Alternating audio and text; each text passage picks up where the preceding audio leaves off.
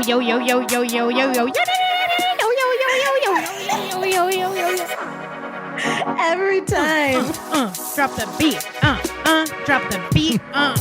Drop the beat. It's the Spill Your Guts podcast. I almost forgot the name of our podcast. I got swept up in the rhythm. I got caught up. Spill Your Guts podcast. Welcome back, Jesse. What episode is this? We'll go with 6. Yeah. Episode 6. We got Rachel Dawn here in the house who has exposed me and my middle name to the world. What was that again? Oh, I shouldn't have brought it up. I need to quit bringing up that middle name thing. Maybe subconsciously I really want people to call me Mandi Lee. What if you just change your middle name? Whatever. Who even cares about middle names? Okay, if you could choose your own middle name, what would it be? Would you keep Dawn or would you change it? I'd keep Dawn. Would you? Yeah. I feel like I'd keep Lee too, just out of like solidarity or something. But when I was a kid, I always wanted to be named Samantha so that people could call me Sam because I grew up watching Who's the Boss. So. Oh, I really like the name Charlie for a girl. Oh my gosh, Sam and Charlie? Yes. We wanted to just be like mysterious all along. Spill your guts with Sam and Charlie. I'll never call you anything else. Beautiful. Welcome back. Welcome back, everybody. Welcome back to the podcast. If you are joining us, thank you. Because Godspeed. We are just here every week to spill our guts and talk about all things wellness, all things like personal inward work. We're talking relationships, egos, boundaries, spiritual woo-woo stuff, fitness, all the things. So if you're interested in that stuff and you're still hanging out with us, God bless. So last week we were talking about how I was sharing with you guys my Harry Potter stairs thing. And I actually got a couple of people who reached out and talked to me a little bit about that. They're like, oh, you're on your Harry Potter thing again, huh? I'm like, yeah. Damn. I know. It's like, well, get off my steps. But I feel like it resonated with a lot of people. And I feel like, you know, as we get older and the shifts, what is the term? The shifting sands and winds of change. What is that? Stop looking at me. I'm looking at Jesse for help. I'm like, there's tides, something about tides. Tides and Jesus' footprints in the sand and stuff. If anyone has the answer, please comment. The shifting winds of change. But that's an 80s song. Is it? Dude, I'm really aging myself. I'm like, oh, who's the boss? Like, nobody's gonna know that. It's a very specific demographic of people. I'm like, you don't know Tony Danza? Who raised you? I had the biggest crush on him. Dude. I could see that, you friggin' Italian stallion. I could see it. Tony, you know what? No. Maybe this is a good time to have this conversation. Because one of my favorite icebreakers, which may or may not be appropriate, is who was responsible for your sexual awakening? Ooh. You know, and I mean like more celebrity-wise, because, okay, that just got weird, but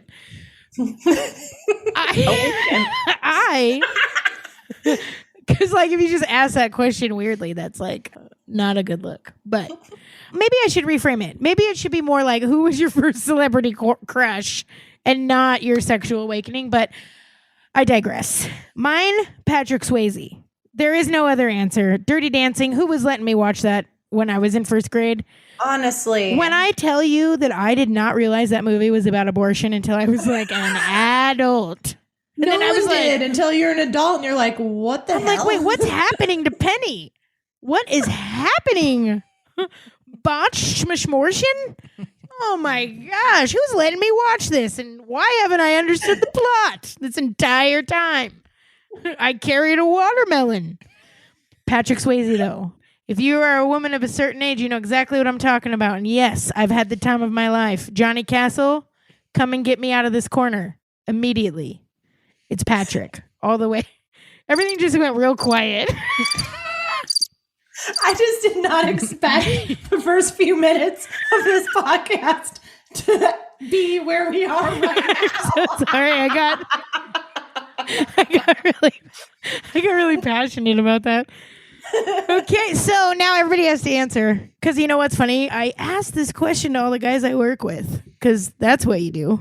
Mm-hmm. A lot of Farrah Fawcett, a lot of Wonder Woman. So you can, that's the age group of dudes I'm working with. So Yeah, I would have been Kathy I didn't realize Kathy. it was the Wait, same. whoa. Jesse's trying to let that fall under the radar. What? Kathy Ireland. I'm Kathy a little younger than them. Ireland. Damn. That seems hella classy. Necessary roughness. Yeah. Oh my god. She's The kicker. Okay. I'm into it. I wish I had a sound effect button for that. Who is yours? I already know yours, but I have to ask for the podcast. Well, technically I have two. I have a guy and a girl because I'm bi. Yes. So I had, I don't know if we've ever talked about that before, but this episode's going to take a turn, guys. I'm so sorry about this happening. No, it's organic. It's good. The guy was Harrison Ford, or was Indiana Jones, technically. Yes. And then also him in Star Wars, because I'm a huge Star Wars fan. Han Solo. I never knew it was the same guy. I just thought I was in love with two different men. You just had a real type. I didn't put it together until I was an adult, and I was like, wait, what? Dude, you know what? This is why we're friends, because like Harrison Ford and Patrick Swayze have kind of the same vibe. Yeah. It's a vibe. Sure. It's an entire bad thing. boy. Yeah, it's like, come dirty dance me out of my situation immediately. I actually had kind of a crush on Baby too. On Dirty Dancing. Totally. She's a babe. She has the like sickest body. Okay, listen. Okay, we're getting out of control. But wait, who's your other one? Angelina Jolie. Okay. Well, that seems very cliche, so I'm disappointed in that. I know. It was like so boring. Like didn't we all? Didn't we all? The most boring. All right.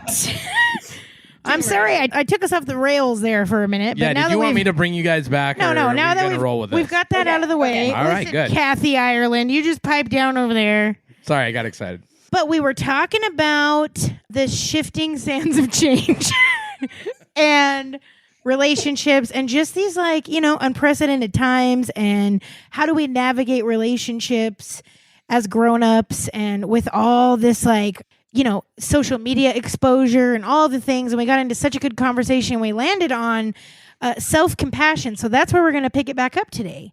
Because I think it really sparks a bigger conversation, which we actually address quite often in the retreat world, which is self-care. It's such a buzzword. Yes. And I thought it would be really good for us to talk about because the segue from like allowing ourselves to create boundaries and navigate relationships and feel like we are in control of that instead of it controlling us is simply just drawing boundaries and practicing having good boundaries, which is self-care, right? Self-compassion, self-care. And that's where we kind of ended last week. And I want to pick up with that because I think that quote unquote self-care as a buzzword gets its own definition and its own thing. And we in the retreat space are constantly like combating that. So I'm going to kick it open. We're going to talk about all things self-care, self-compassion, because really, truly making these hard decisions when it comes to relationships, like what we talked about last week, is really just practicing boundaries. And I think that what makes us feel bad or what makes people feel bad when they come up against a boundary is because for me, it's like, I haven't been someone who's practiced having boundaries. So it feels offensive and upsetting like every time. But the more and more I realize like what it is to be healthy, not just physically, but also like mentally, spiritually, emotionally. And this is part of it. I'm learning to just accept the discomfort, even when maybe someone else doesn't understand. So anyway, what does self-care mean to you, Charlie? We're not talking bubble baths and wine. I mean, I like bubble baths and wine, but no, isn't that funny that that's what everybody thinks? Yes. The trainer in me like wants to start with a little bit of the science of how we like get to self-care. This is why you're here. We need you to share these things with us, please. We need the science. Yes. For me, self-care And I guess kind of depends on what area you need focus in. But I know for sure, for me, a requirement. And when I was kind of on an educational tour this year, this was a statement that I did not, I know I'm very dramatic, but I did not over exaggerate on that. Learning how to regulate my nervous system, in particular down regulate, which I'll explain what that is, was the most impactful thing that I've ever done with my wellness plan, because I couldn't do anything else. I was burnt out. Like I was maxed out and just kind of done and just going on like neutral. And my self-care was non-existent. Right. As a result. So I don't know like which came first. Or like the self-care, like the quote unquote self-care as expected, right? Yes. Like, because when you discover that all that stuff is not, in fact, actually like real deep self-care, it looks and sounds more like parenting yourself. Reparenting yourself is what I've sort of coined it in my life. Yes. Okay, I want you to explain about the nervous system and regulating and all that. But would you say that, like when we were talking last week and we were talking about creating some space and some boundaries and trying to kind of like create more intimacy and more focus on some of the closer relationships in your life, do you see that now as an act of self-care? Oh, yeah, 100%. I get really self-aware that there's an issue and something going on with me. And then it takes me so much trial and error to find like how to heal that or how to like return to some of that self-love, including healthy relationships, having boundaries. That's all love. So I'll get so far out there. Like I have to be way far on the scale of like not feeling good to be like, oh no, I don't feel good. And like identify it as like, oh no, I'm way out here. Yes. And do you think that that's why identifying the nervous system thing was so key for you?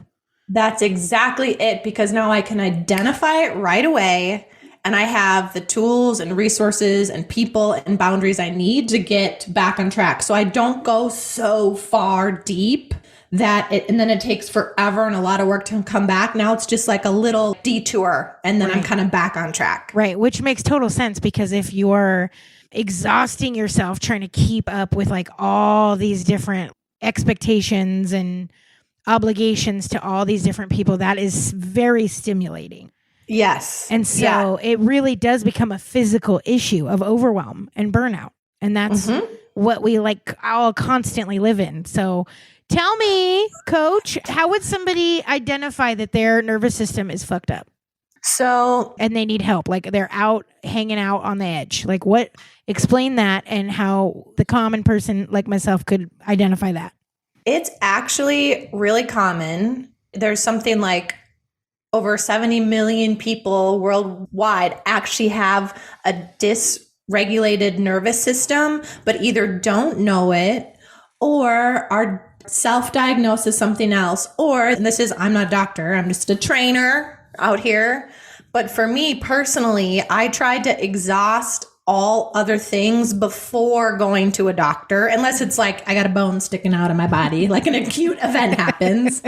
But I try to, okay, I've kind of identified what this is or how I feel. And then I put it on myself to like try everything possible. And if I still can't figure it out, then I go to the doctor. And I think a lot of people, it's the opposite. They go right to the doctor. So when they're not feeling good, it manifests in so many different ways. It can be problems sleeping, digestive issues, headaches, body aches, heart problems like racing heart, dizziness, feeling out of control. So a lot of these symptoms are common for people. I think a lot of it can come back to our inability or not knowing that self-regulation is a solution, but it takes a lot of work, just like self-care. Right. It's not bubble baths. Exactly. Exactly. Well, and that's the thing. It's like, well, that's the thing too, when you start down this path, right? Which we've talked about, is that it really is, it's not like I'm going to work out so that I can fit in these pants, right? Like once you start feeling better, physically better, you realize that it's bigger than that and you can move. But Yes. a lot of times people don't hang in long enough to like start to feel the benefit of that consistency. So you're saying it's like the same thing as exercise, like moving. Could be 100%. just the nervous system is affected by movement, by what we're eating, by lack of sleep, stimulants, caffeine, all the things. Oh yeah, and most Basically people- everything we use to cope. Great, got Yes. it. Thanks. Hey, see you guys next week. A great episode. Cool. I'm pissed. It is a lot like fitness. A lot of people don't realize that they weren't feeling even a baseline level of optimal until they suddenly are. When I had a lot of active clients, I had a lot of female clients, especially moms, single moms, new moms that just didn't sleep. And as soon as we could help them get more sleep or quality sleep, everything changed. Now, suddenly the weight started coming off. Suddenly the headaches went away. Yes, it's Suddenly momentum. the energy. Yes. So our nervous system, and it's very complex. There's like actually 7 systems, but really when it comes to regulation, we talk about the sympathetic and the parasympathetic. And the sympathetic, I always talk about is like fight or flight. It's the gas pedal. It's necessary. The only thing, we preach this all the time, like we think we're so advanced, but the only thing our bodies are trying to do, there's a couple things, but the main thing is keep us alive. That's it. That's literally all it's trying to do. So it's always going to pull on past experiences. It's always going to try to keep you safe, even if that means staying in an unhealthy relationship, for example, because we know and we can predict and it's safe there. Who knows what's out there? You know what I mean? Yeah. So like At least our we bodies can- are like a they're false so sense clever. of control, right? Yeah. They're so clever. They'll do whatever. And then, they want to like reproduce and like things like that. But that's the main thing is that our bodies like are sympathetic. It's wired. It's scanning environments. It's walking into a room and being like, okay, I feel safe here or not. And then our parasympathetic is really like the break. And that is things that help us sleep, digest, keeps us out of fight or flight, allows us to be high energy, productive. I hate using that word. It's maybe a No, but it's like fruitful production, right? Yeah, like yeah. actually getting stuff done, and it feels good to like to get, like have stuff not hanging over you. Whereas like when I'm feeling like out of control and I have stuff hanging over me, it just creates more anxiety, and I just avoid and procrastinate to like. Have you ever done that? You have to do something. You like put it off, and then you do it, and it's literally like 11 minutes. And you're like, why did I torture myself for days? I don't know, but we do it. So I hear you. I this resonates so deeply. When I was getting certified in Reiki, which we learn a lot about the nervous system in that space too. One of the things that I thought was wild, it like blew my mind. You know way more about this than me, but I want to know what you think about this. I was learning that when we're in the parasympathetic, which is like when we're sleeping and in that rest and digest, right? That is obviously when our cells are regenerating, right? When we're sleeping and the body can heal and repair like in that state. But if you have like a surge or a boost of adrenaline or cortisol, right? What I learned was that please, medical people out there, if we are wrong, let us know, because we don't want to be false news, fake news. She said something like 12 hours or something for those hormones and chemicals to like dissipate and flush out before your body can actually switch over to the parasympathetic naturally. And so if we're constantly living in a state of adrenaline and cortisol and stress, like when can the body ever have the break to regenerate cells and heal? And no wonder we all feel terrible. So we talked about this on an earlier episode about being ancient bodies in a modern world. Our bodies don't know the difference between like stress of not being able to pay a bill and running from a lion. It cannot determine. It's the same chemical reaction, the same feeling. And so that's exactly it. When we stay in fight or flight all the time, we will crash and burn. We can't maintain it. It's like running from a lion 24/7 with no break. Yes. And just in the fitness space also, for anyone out there who's listening to us, for those tips, This is exactly why getting stressed out and like hating on yourself and like taking the approach of like, no pain, no gain, bitch, better get to work, blah, doesn't work, because then you're just putting yourself in that cortisol adrenaline state and your body's not going to release anything. So it's like you can be doing all this work and grinding and grinding and grinding and not quote unquote seeing the results that you want because of literally you're stressing yourself out. 100%. And people never ever believe me when I tell them that. Can I get the official Rachel Prairie coach like stamp of approval on that? Like, is that true?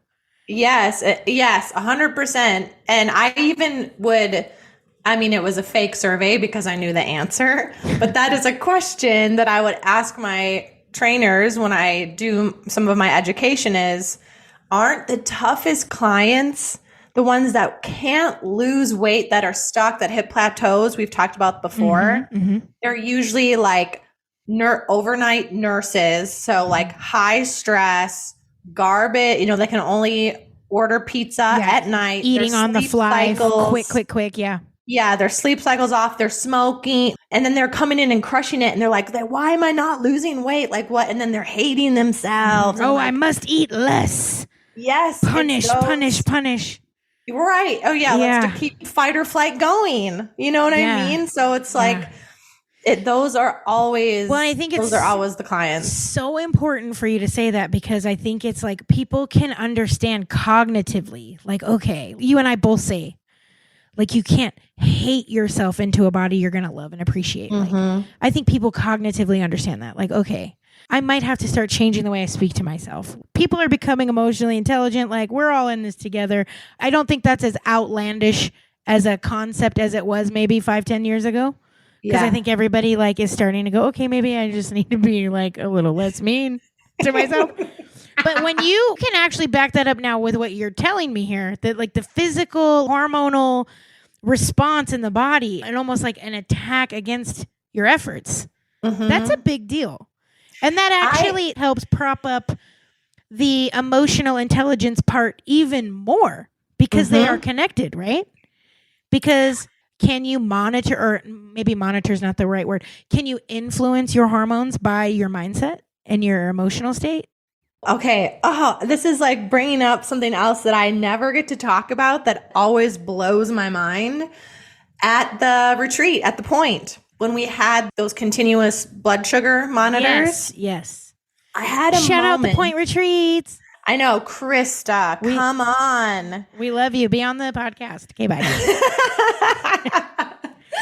So essentially it's a little device you just stick, it goes, like half an inch into your skin, and then it's linked to an app that gives you feedback about your glucose level throughout the day. And I, of course, the trainer in me, anytime I get that kind of data and technology, I'm like, what can't we do? Let's see how I can break my blood sugar right now.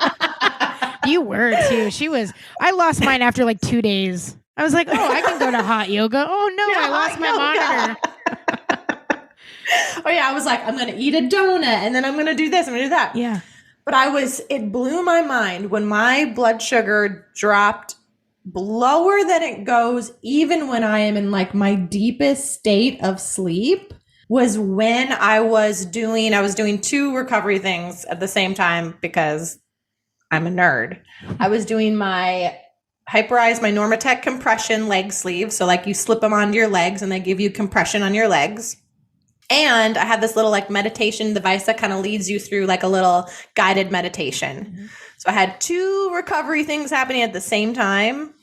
And my blood sugar dropped to the lowest that it was in the entire 2 weeks when I was just sitting there chilling the fuck out. Whoa. And it blew my mind. Like nothing else even came close. It literally proved to you in your own little study you were doing that you can govern what's happening physically in your body by being intentional about what you're feeling and thinking. Yeah. That's crazy. Back on that regulation. That's what it was. Like I was trying to lower my heart rate, work on my breathing. So what if the average person doesn't have compression sleeve leg zippered guys? What do we do? Do I just make my husband like squeeze my legs? Just hold me. Hold me close, a tiny dancer. Give me a squeeze. I bet Mike Holden never listens to this because he's got a lot of tasks. I'm like, listen, Coach Rachel says you need to start squeezing my thighs so that I can come out of fight or flight. It's for my health. It's for my health. Okay. He's going to break his hands on those calves and quads of yours. Stop it, don't. One time she called my quads hardy. And it was the best compliment I've ever seen in my life. Still feel a way about it. She's like, you just look strong and hardy. And I was like, oh, I'll never go back. Hardy is now my middle name. Mandi Hardy Holden. Actually, I like the sound of that. I do too. Okay. Put that in the notes. What do you think I'm doing right now? Okay, I'm sorry. You're about to share something really important. So the average Joe, what can we do? Yes. Help. So lucky for people everywhere, there is unlimited options in this space. It's going to be just like fitness or anything else where you try stuff and see what works, what you like, what you don't like in order to kind of like land on the conclusion. Like find your calm. But the end goal is to have, the sciencey word is higher vagal tone. Okay. So activating your vagus nerves, which is kind of like the on-off switch for your parasympathetic. But it can be as simple as intentional breathing for a few minutes a day, yoga, meditating. And remember, both of those, especially meditating, can take all sorts of forms. It can be like a walk around the block. Yes, it can be lifting weights, honestly. So think outside the box with meditation. It doesn't have to like sit and you like say, that doesn't work for me. Grounding, going outside in nature, getting sunshine, cold therapy. You don't have to get in a tub or a cold lake. I made Mandi hop in a cold lake also. What else has she made me do? That's a whole other episode. But you could simply do a quick little 10-second cold shower or put your face in cold water. It doesn't have to be a whole thing. Ooh, I have a question, and we might have to come back to this, but can your vagus nerve be exercised like a muscle, like strengthened to respond like quicker and with practice? Can you like actually achieve this more easy? Does that make sense what I'm saying? I'm sorry. Yeah. You want to balance between your gas pedal and your brake. But I would say this, it's kind of like how I explained, I can recognize it and tap into it quicker than I used to be able to because I went through and found the tools that I need. Okay. So then you're on a journey of like identifying when you're feeling that distress. Yes. And then now, like you have the tools that that work, that you can go, oh, I'm feeling this way. Okay, I'm going to meditate, or I'm going to go do this. Or even that could be a bath, right? Like no shade to bubble baths. Like we give bubble baths a lot of grief when we are deconstructing the self-care concept. But like these are all the things, right? You just have to find what's good for you. Yeah. So that's what I would call, when we talk about self-care, I think we're about to go a lot deeper than that. But like kind of the more surface level, feel good self-care has value. But for long term, if we're talking about like that long term stickiness, we got to go a little bit further. Or why the self-care is an important venture is because of this deeper issue. Yeah. Yep. Yeah, exactly. And really change the mindset, because otherwise I would have been out on that ledge, just like taking hella bubble baths and like praying for the best instead of doing the actual like self-care hard work to bring me back and then help me regulate in a better and a healthier way, honestly. Well, I think it's so important for you to share that, because like we have talked about before and experience in the retreat space, that a lot of this stuff like retreats or what people assume is self-care is considered a luxury. Yes. People might think that, oh, well, that must be nice, but I can't afford to go do that stuff, or I can't, that's not for me. So I love that you're kind of on this mission with teaching people about the nervous system, because it's like not a luxury. It's a necessary thing to understand, especially if you're on a wellness, health, fitness journey. Like, this is a huge component of the mind, body, spirit connection that we're always talking about. Oh, yeah. And you and I, it's important to us and a lot of people in this space that it has to be accessible. So, or it's not health to me, right? Like, I always think of health, it's the collective health of all humans. I mean, it's nice if I'm healthy, but if everyone around me's sick, like, what good does that really do me? Like, now we're all just kicking it. Like, whatever, you know what I mean? Like, in my definition of health. Yeah. So we get passionate because we met each other in the fitness space, right? To my surprise, to meet somebody like you who is like believes the same way I do, it was like so exciting to me, because you can feel kind of lonely in the space where, and I'm just speaking for like myself and like people that I've worked with, it's like people can get so hard on themselves when what you're hearing constantly is, like, no excuses. Like, have you gotten your workout today? Get it in.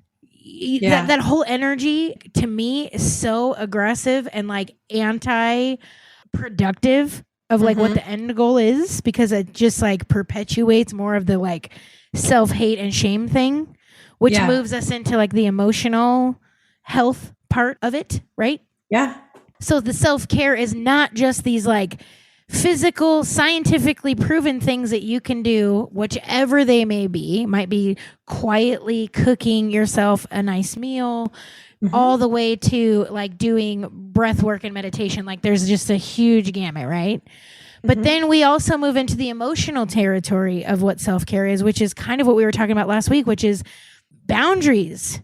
Yeah. Learning how to care for yourself and your well-being first before you're tending to those around you, which can be really hard for people who come from like a family of origin or background where that was like rude or not acceptable. We're getting into like family stuff and trauma and patterns and behavior stuff. So self-care moves into that direction. And then what do we do there? Oh, yeah. Because if we think about, especially all the stuff you just named, it's housed in our bodies. And I think we've talked about this before, about how this is also passed down generationally, physically, in our DNA, which is crazy. Like, that's what I said. Like, we think I don't know, like, our bodies are just incredible. Like, I'm carrying around trauma DNA from my mom in my body, and I think I just get to like not address it. Yeah, no, it's literally, did we talk about, I can't remember, Jesse, maybe you remember if we've already talked about this on the podcast, but it's epigenetics. Yeah. And it's the study of, oh my gosh, I'm going to try to say this as like not a scholar, but it's basically like there is scientific research being done right now proving that, like, I think there was a study of mice where they exposed these mice to like water torture. Thank you, mice, for your service, right? But they basically had trauma with water, and these mice like drowned. And they found that like the generations that followed, like way after the generation that was exposed to the water torture, experienced like terror and fright and fear around water, because that was genetically passed on to the like further generations of mice. And they're like proving that this is a real thing, that like trauma is encoded in our DNA for our survival. And then it shows up in all these different ways. And then that conversation could be taken like politically and like everywhere else. Like, you know, like why people like respond to things a certain way when maybe they haven't experienced it firsthand, but they get like viscerally wild in their reaction and response to it. It, I believe, is an epigenetics thing. Oh, yeah. It's layers and layers of trust. So like, think about like, okay, we pass down the genetic, and then let's say we have a parent that also has like a behavior, like something that they do that we also learn from them, like to be afraid of snakes or something like that. And then we have our own experiences, right? Because if our bodies are constantly scanning to keep us alive, they remember things to keep us safe. So they'll be like, oh, remember that this person hurt us last time, so let's not hang around. So it's like layers and layers and layers. And it's like automatic. You're not even aware of it. Like that's what's wild. Yeah. So we're walking around burnt out, carrying around generations of trauma, our family trauma, and our own personal experience trauma. And then we're mad that we can't lose like 5 pounds. It's like insane. It's like, give me a break. You know what I'm carrying around? But it's true. Like when you really, really, really put it that way, like the human experience is just like so intense and wild, and we're all just like really trying to figure it out. And it comes back to that compassion piece. And we're so ready and able to give it to most everyone else, right? And really struggle giving it back to ourselves. Yeah. And it's really, really hard. And I think the only way out is through. We could talk about it all day long and like understand cognitively that all this stuff makes sense, but it really is like the practice of it, the doing, which is why we have to have contrast, which is why, you know, the human experience offers us disappointment and failure and pain and like the hard stuff, because otherwise, how could we understand it? Right? Is there, so I know I kind of hit you with the science right out of the gate, like when we're talking about self-care and boundaries and healthy relationships and, you know, our life as love stories. Is there anything that you wish people knew about what it is to actually like do? We call it the work. Or something like, I wish I would have known this when I started my journey. Oh, that's so good. What a great question. I wouldn't even know, like, how do we answer that? I would say that I think that everybody inherently knows deep down that it's everything always comes back to being inward, then outward. And I always say that. I think that it kind of, we're seeing it sort of become more and more of a conversation, which is exciting, because I think that we as like a generation of people are starting to figure something out that's special, right? Because this kind of conversation is not necessarily like just dismissed as like feelings, or, I mean, a lot of people still do, like there's still like a big, you know, a big group of people who might be uncomfortable with this and like roll their eyes and think it's tacky. But that's really not the norm anymore, in my opinion. I think that a lot more people are starting to understand that it's like, this is the whole package. And you can't just like, you know, have this veneer of a thing and then not deal with what's behind it. Yeah. And so I would say, if I were talking to somebody who was just starting to like lean into figuring this out, I would tell them like, this is literally all of us.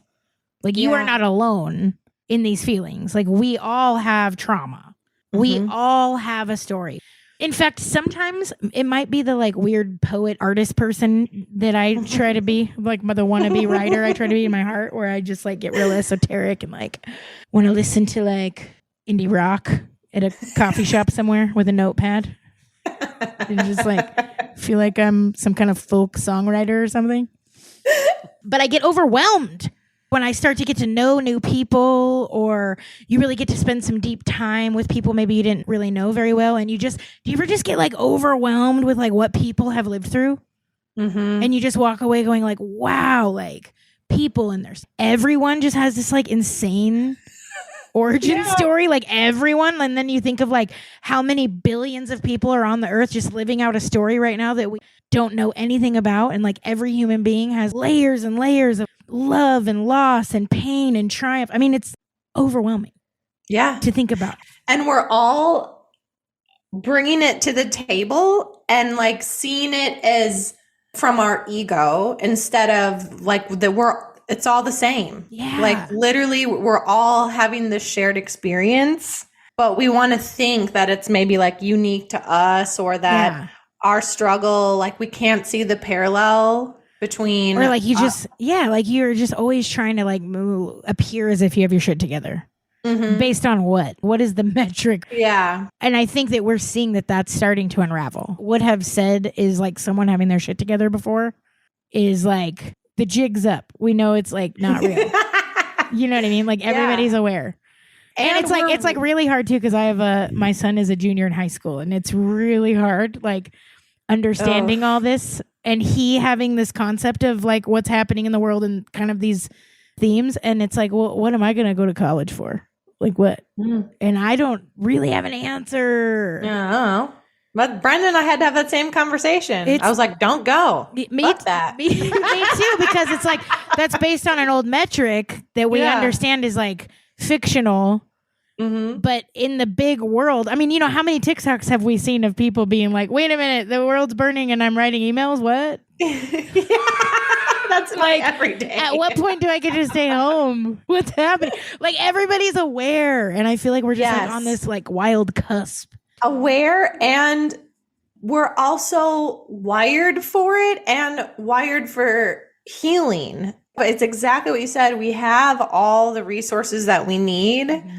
But because a lot of us are stuck in this fight or flight, literally just trying to pay bills, we don't have capacity to try to feel better. We don't even know what feeling good probably is anymore. No, it's the immediate lion chasing you. You just how can you slow down and get quiet when there's like lion's breath upon your neck? Yeah. How can you embrace the shifting sands of change if you're overwhelmed? But then what are the consequences if you don't? You know what I mean? That's where dis-ease. And a lot of us, unfortunately, but this is also how it works, we did have to kind of like self-destruct and then figure it out. We had to go through our experience in order to create a new one. There it is. There's the full circle moment that we've been waiting for, folks. Because therein lies self-compassion, right? Yeah. I sent you a link to this book so you could read it with me, but I just started this book called Emotional Alchemy, which, Jesse, I'll give you the deets to put in our notes if anyone's interested. Gotcha. I mean, I've only read the first chapter, but it's basically talking about understanding mindfulness to like heal emotional wounds, using your mind to heal your heart, basically. And like I said, I just started it, but it's a lot about understanding what actual mindfulness is and the practice of mindfulness that you would like learn, maybe working with somebody like a therapist or something to start as a practice. And the very first thing that you can do before you understand mindfulness is, she says, having compassion for yourself.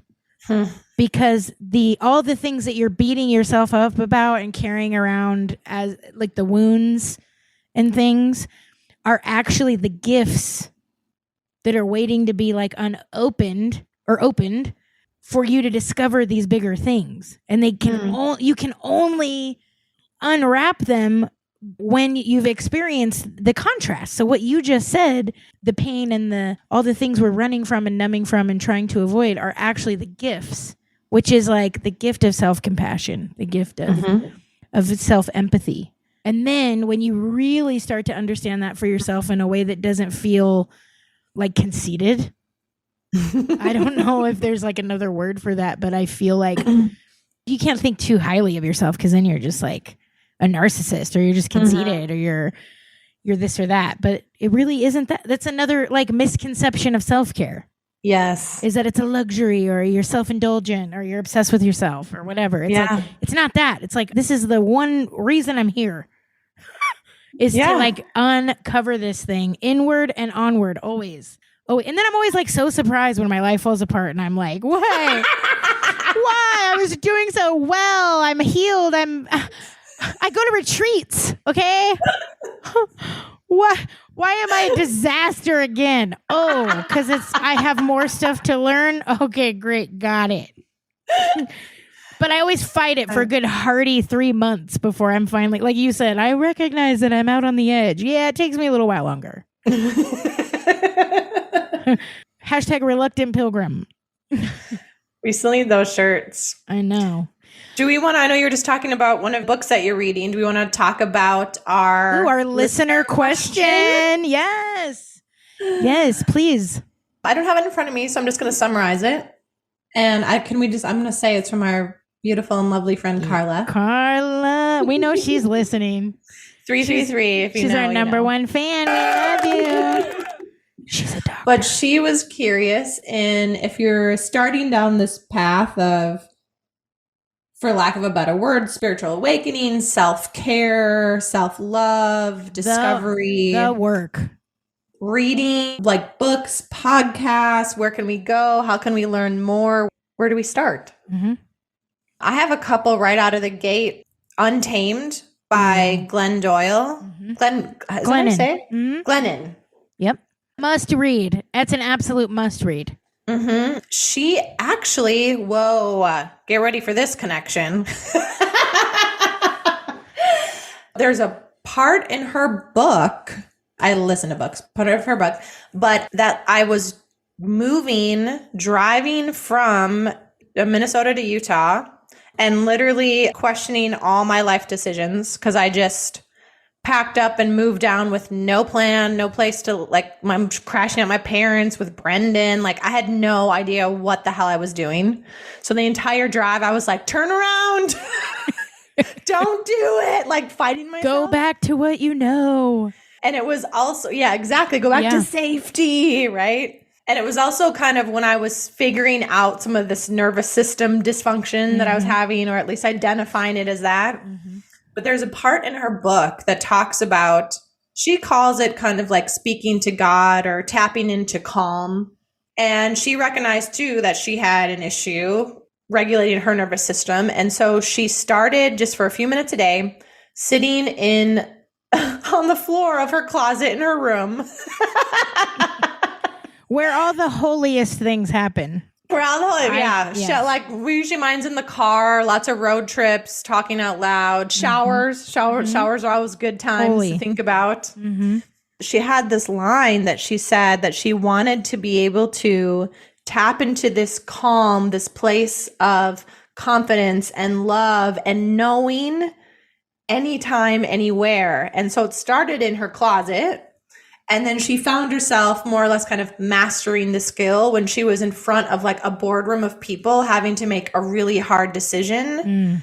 And she was able to breathe, tap into that calm and make the decision. And I was like, that is what I want. That's what I need. I need to be able to have peace wherever I go, not just like when I am frantically out on the edge and need to come back. Yes. There's so many nuggets in that book. And I mean, if you had to identify that, like she said, the calm or the God or whatever, is like, it's like, and me, right, as someone who has like gotten to witness your evolution, it's like, you're coming home to your authentic self is what that is.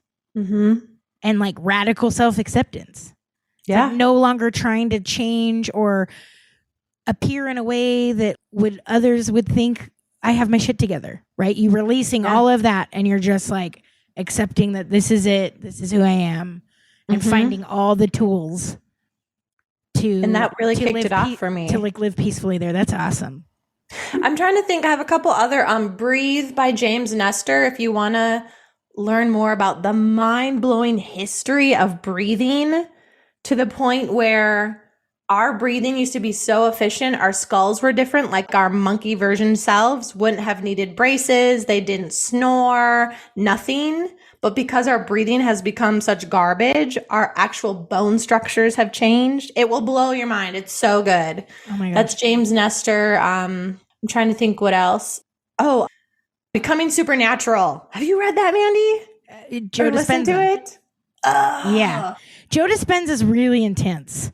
And I would say I'm about halfway through that actually. And I had to kind of set it off to the side and take a Joe Dispenza break. It's a lot. Because it's a lot. I would recommend that for somebody who's ready maybe to take it to the next level. Mm-hmm. But 100%, we should talk about that more. I didn't know you were reading that. I haven't read it. So like, I'm actually such a bad reader. That's why I listen a lot. No, that's so good. It counts. When I read things, I like don't necessarily read things in order either. I'll like just like hop to a chapter. That's your typical Enneagram 8, ladies and gentlemen. We're going to talk about the Enneagram soon, so stay tuned for that. We'll explain that later. Tell me what to do. I really like it. This is probably a little more sciencey, but the Body Keeps Score is really that's good super too. important. That's a great one. And that talks about how trauma manifests in the body too. Yes. Thank you for sharing those. Those are like must. When we talk about the work, the inward and onward, this is the stuff. I would say for me, and I know a couple people out there who might be listening to this who are going to laugh when they hear me say this because I know we've had this conversation. I'll tell a quick story before I share. I love TikTok. I think I've already shared that here. That's fine. I'm not embarrassed by it anymore. I think it's a beautiful tool of 2022. Anyways, so there was this guy who I follow on there. I don't even know his real name. His TikTok handle is the Introverted Millionaire. So if you feel inspired, go follow him. But he had some great little TikToks about meditation and different, I don't know, kind of cool stuff. And one time I was on TikTok late at night when I should have been asleep, regulating my nervous system. And he was live on TikTok, like answering people's questions. And there was only like 30 people in his chat. And I was like, what? So I jump on there and I I was listening and he's like answering people's questions. I'm like, well, shit, I'm going to see if he'll talk to me. I got on there and of course I was like a weird fangirl, a pick me girl for a second. I was like, I really like your content. And then I was like, all right, guy, who I don't know at all. If you could recommend one book, the book that you would recommend if you get one shot to tell somebody to read something that could like change their life and like get them on the course to like personal development, spiritual awakening, blah, blah, blah, what would it be? And I was like so anticipating like something just really juicy, like hit me with some Simon Sinek, hit me with an Oprah. Yeah. Hit me with, like I was ready. I was like gonna Amazon it immediately. Without hesitation, he responds with the book You Can Heal Your Life by Louise Hay. And I was like, huh?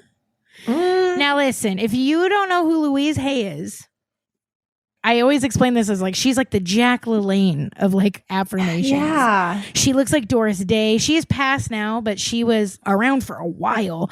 Little kind of older blonde lady. She is like really known for positive affirmations. Yeah. I was a little disappointed when he said, You Can Heal Your Life by Louise Hay. I'm like, really?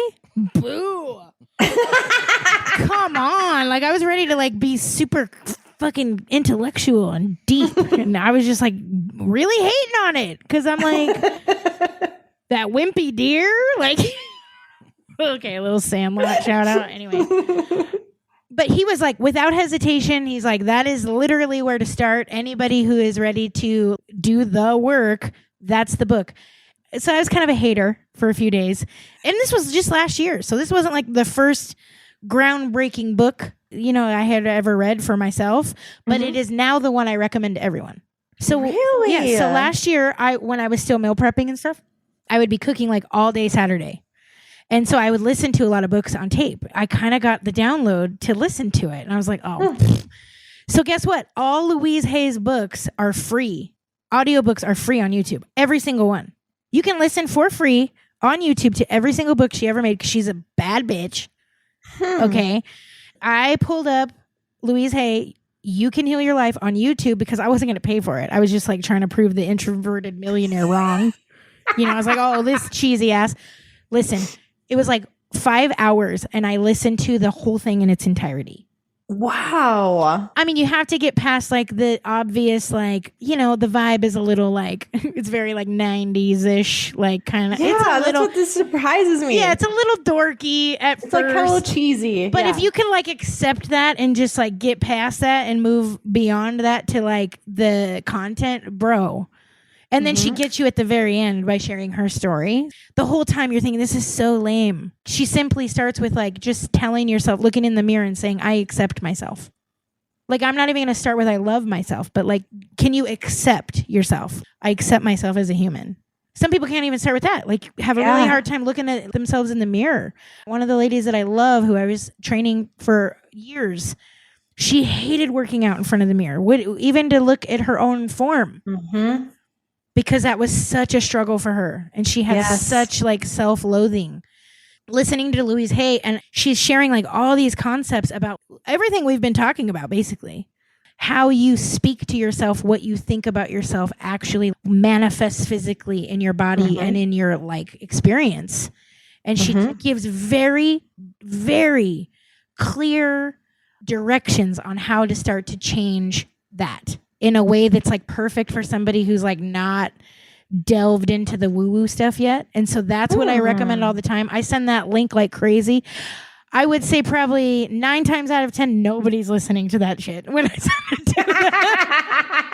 Just like I wasn't gonna. When he told me that book, I was like, okay, whatever. She's got hundreds of books. She actually ended up starting her own publishing company. Hay House Publishing is Louise Hay, and that is where a lot of like Joe Dispenza's books, I'm pretty sure, are published through Hay House.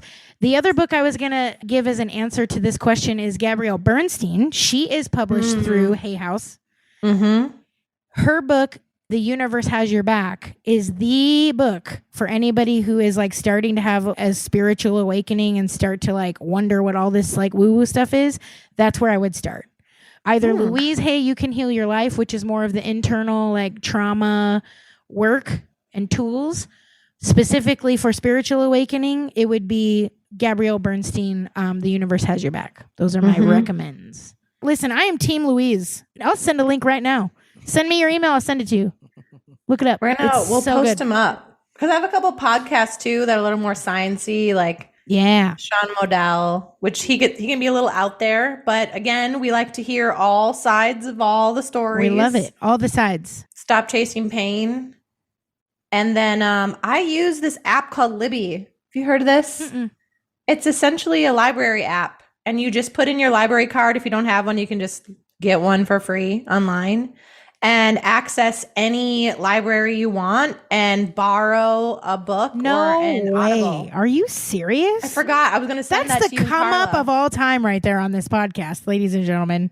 Libby. I'll put it up there. It's free. Okay. Oh my gosh. We are a gift to humanity.